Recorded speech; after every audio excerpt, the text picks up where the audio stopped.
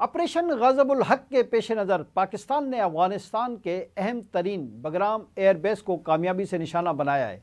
امریکی اخبار کے مطابق پاکستان کے افغانستان پر حملے میں بگرام ایئر بیس کا ایک ایئر کرافٹ ہینگرز اور 2 ویئر ہاؤس تباہ ہو گئے ہیں، جس کی سیٹلائٹ تصاویر بھی سامنے آ گئی ہیں۔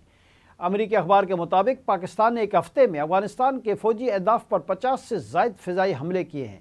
امریکی اخبار کا کہنا ہے کہ افغانستان میں فتنہ الخوارج کی موجودگی کے شواہد UN رپورٹس میں بارہا پیش کیے جا چکے ہیں۔ دوسری جانب آپریشن غاضب الحق کے تحت افغان طالبان، فتنہ الخوارج اور فتنہ الہندوستان کے خلاف پاک فوج کی کارروائیاں جاری ہیں۔